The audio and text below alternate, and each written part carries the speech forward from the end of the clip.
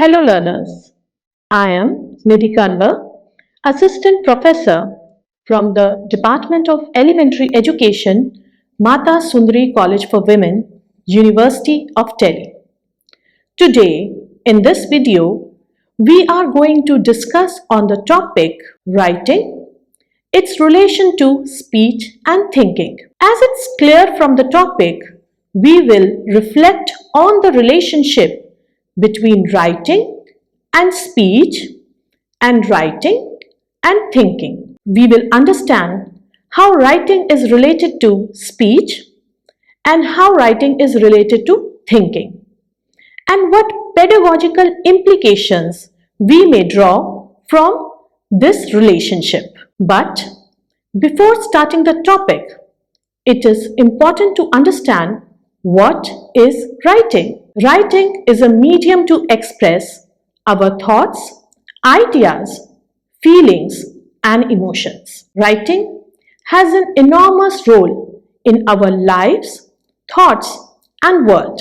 A literate society like us depends massively on writing to communicate various types of information and announcements. Writing is an integral part of our life in various forms and used for multiple purposes such as expressing oneself, recording information, sharing messages, communicating news, and documenting ideas. According to Frank Smith, writing is so intervened in present times that even illiterate person cannot neglect the presence of writing in their lives. He reflected on various aspects of writing in his book. Writing, indeed, is one of the most powerful communication tools used by human race. In classroom context too, writing is a major learning medium in all subjects. Most of the time, children spend their time in classroom engaged in writing only. Now, after this brief introduction about writing, let's start the first section of this presentation, which explores the relationship between writing and speech. For this topic, first of all, we will try to understand the similarities between writing and speech. Writing and speech are highly interrelated with each other. Some common features of writing and speech are: firstly, both writing and speech are medium of expressions. Whether we speak to present our thoughts or we write to express our emotions, both writing and speech provide us an opportunity to share our feelings and ideas with others. Secondly, both writing and speech are based on linguistic resources such as grammar and vocabulary. No matter in which language you decide to speak or write, you will have to use the grammar and vocabulary of the selected language to make it meaningful for others. Thirdly, both writing and speech have formal and informal ways. There are ways to speak formally or informally in both the mediums with the concerned audience. For example, if I have to present a speech in front of my teachers, I will speak formally like this: respected ma'am and my dear friends, today I am going to present my thoughts on the topic of pressures of online classes and its impact on students' life. I will be presenting my ideas in three main categories, namely physical stress, mental stress, support system issues. But if I am discussing the same topic with my friends, I may speak informally like this: Megha, I am really so burdened with these online classes routine. Focusing on computer screen is so exhausting. Oh God, I'm really fed up. Moreover, these power cuts and bombardment of assignments are like too much. Similar to speech, writing also has formal and informal ways. For example, when we write a letter to our principal, we will take a formal tone and we will write like this. To the principal, XYZ school, respected sir, I beg to state that I need a leave for 2 days as I have an urgent piece of work at home. I will be highly grateful if you can grant me a leave for 2 days, requesting you to kindly do the needful and oblige. Yours sincerely, ABC. But when you will message your friend, you may write like this, not coming for 2 days, or work at home, or leaving work at home, or maybe even just on leave.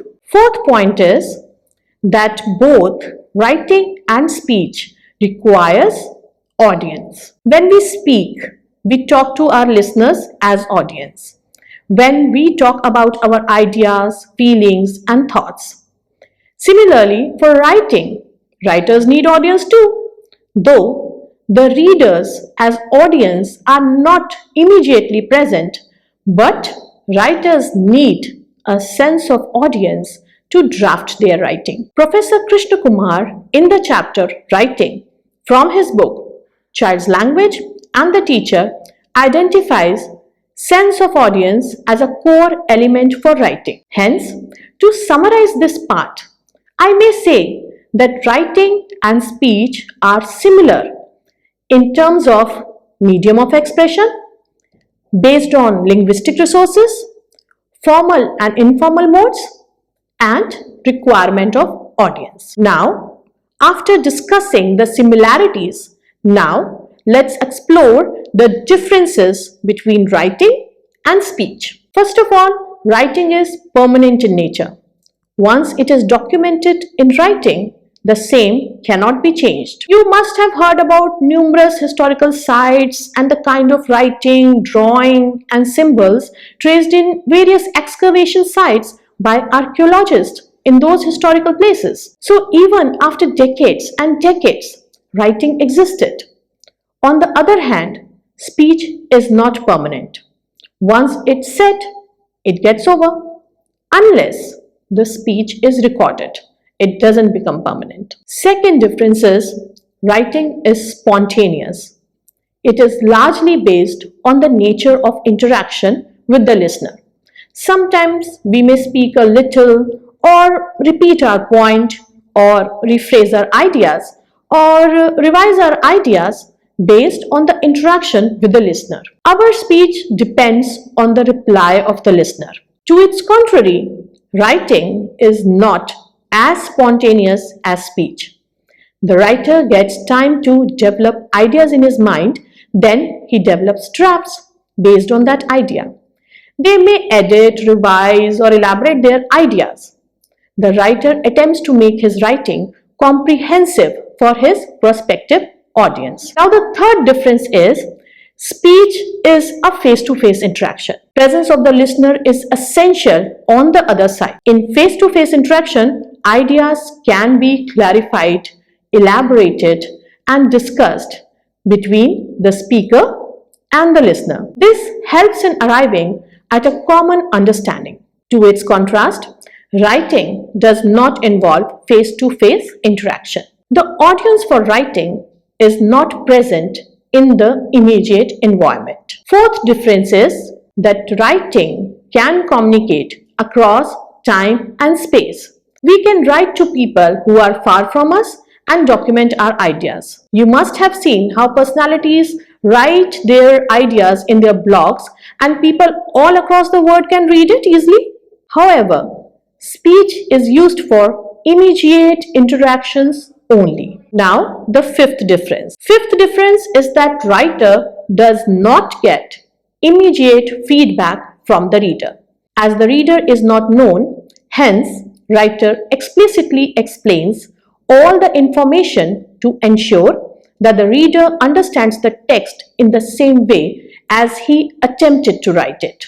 Speech involves immediate feedback as listener is present in the immediate environment. As speaker shares the contextual knowledge with the listener, hence, explicit explanations is not required. Last difference is that writing is limited to the use of script for documenting thoughts, whereas speech uses multiple other forms of expressions beside language, such as gestures, facial expressions, pitch, tone, pauses, and body movement. Hence, to summarize this part, I may say that writing and speech are different in terms of characteristics such as being permanent, spontaneous, face-to-face interaction, communication across time and space, feedback, and use of other forms of expression. After understanding these basic similarities and differences between speech and writing, now we will try to understand the core relation between writing and speech in the context of language learning. It is commonly known that a child first learns to speak in the language to which he gets exposed at home and surroundings. It can be easily observed that a child as young as 3 years speaks proficiently in her language. Children are able to comprehend as well as express their thoughts to others in their language easily by 3 years of age. It is also the time when children start exploring writing in the form of drawing and scribbling. Young children use their resources of developed spoken language to frame their writing. They use speech to draft their writing, revise their writing, and explain their writing. Of course, writing in this context is addressed from a developmental framework. Speech indeed acts as a base for developing writing. The renowned researcher Anne Tyson in 1981 described oral language, that is speech, as the rooting system for learning to write in children. Now, we come to a significant part in our discussion on writing and speech. Can you think why it is important for a language teacher to understand the similarities, differences, and relationship between writing and speech? How does this knowledge help us in making our language pedagogy more effective? There are 3 major points for a language teacher to understand while teaching writing to children. Number 1 is that well-known researcher Donald Graves described that there are 2 tools of early writing, the pencil and the voice. Professor Krishna Kumar, in the chapter Talk from his book Child's Language and the Teacher, describes talk as a form of writing. It is indeed a well-researched fact in Western countries that talk or speech is a significant resource for developing writing in classroom. Several researchers have worked on this aspect and shared positive results. Tolentino in 2013, in the study of 14 children, showed how children use talk as a resource for emergent writing. They use talk for sharing their understanding and views in the classroom. Children use talk to explain their writing to teachers and to their peers. Similarly, Fisher et al. 2010 studied the impact of talk on writing in early grade classrooms and observed a significant positive correlation. All these research studies clearly indicate that talk is a resource for writing in classrooms across grades. We need to understand that many children come to school with proficiency in oral language. However, many times their home language does not match with the school language. While writing, children tend to use the words from their home language vocabulary. Teachers must not consider it as a failure of the child. As we have discussed before, that oral language is the root for developing written language. Hence, this borrowing is possible. What is important to understand that child is attempting to convey meaning, though he is taking help of oral language vocabulary to express his ideas in writing. This is not a limitation. Rather, it shows child's concern for meaning and his attempt to convey his ideas. Learning to write is a process. Hence, children will themselves acquire the required vocabulary in standardized language later. Next point is that both writing and speech are expressive processes. Hence, the way we encourage children to make approximations and engage with spoken language in a supportive environment while learning to speak, we must provide the same supportive environment to children while they are learning to write. Talk or speech is a resource for writing, and hence it must be used as a resource. It is the resource with which our teachers can make their writing pedagogy rich and effective. Now, after the section on writing and speech, we will come to our next section, that is writing and thinking. Writing and thinking are interrelated skills. It is difficult to write about a topic without thinking about it. Writing, indeed, is a way of documenting our thoughts. David Macaulay says, writing is thinking, to write well is to think clearly.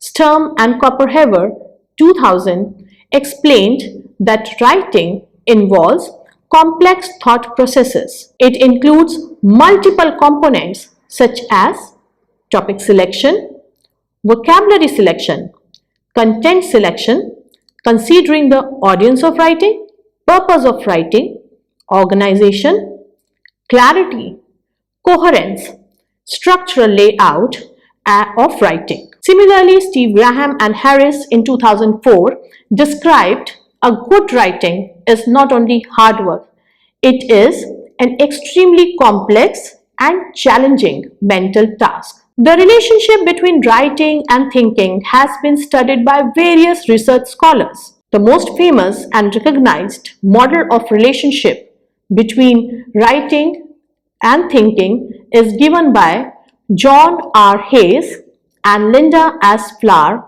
in 1980. Flower and Hayes in 1980 proposed cognitive model of writing and have clearly demonstrated how the author uses three cognitive, that is the thinking processes during the act of writing. These processes are planning, translating, and reviewing. Planning involves thinking about the topic, generating ideas. Translating means transcribing our ideas of planning into writing. Reviewing includes reading the written text and editing. This is supported along with long-term memory involving knowledge of topic, knowledge of audience, and writing plans while writing. Flower and Hayes in 1980 have rightly quoted, "A writer in the act is a thinker on full-time cognitive overload." Now, let us ourselves see how writing and thinking are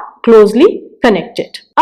Let's take an example. If we have to write an essay on the topic 5 famous personalities of Indian cinema, how will we go for it? Firstly, the moment we will hear the topic, we will start thinking about it in our mind.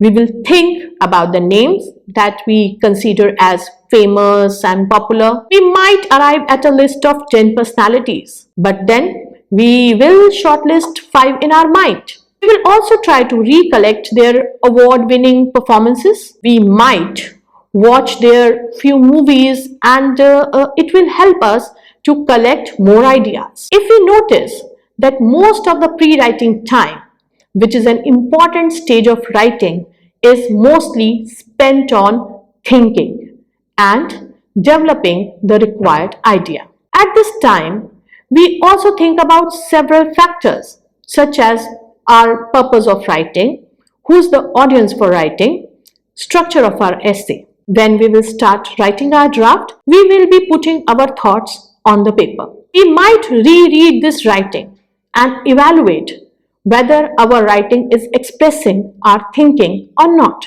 We might revise our writing piece as per our thoughts. Hence, we have seen that the entire process of writing involves thinking, gathering ideas, drafting, revising, editing, presentation of work.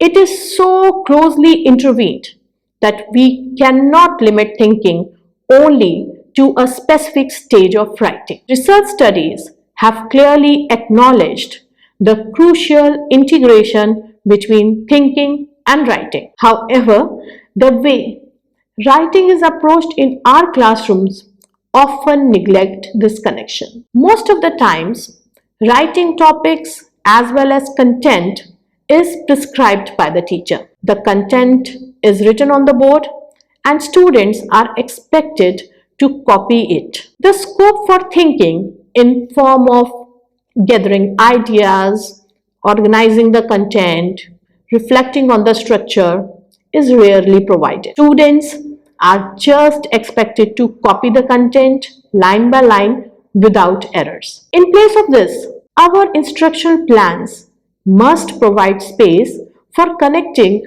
writing and thinking rather than the conventional way of writing assignments. We must give assignments that encourage students to think, reflect, and analyze. Now, the question is, how can we do this? Few suggestions can help teachers to plan their writing assignments and activities. First of all, encourage children to select topics on their own. The topic must not be prescribed.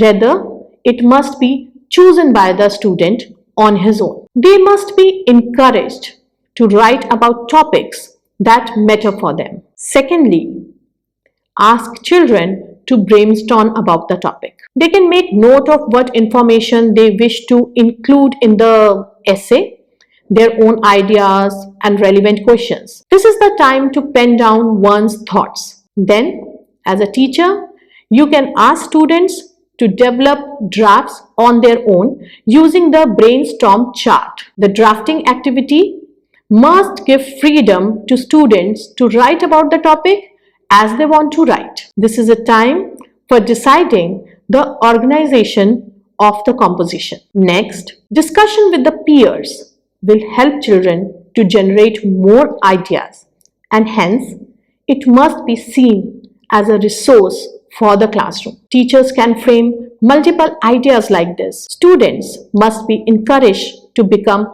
an active participants in the writing classroom. Please remember that students must be encouraged to take decisions on their own in the writing classroom. To end this section, I must say that writing and thinking are closely related.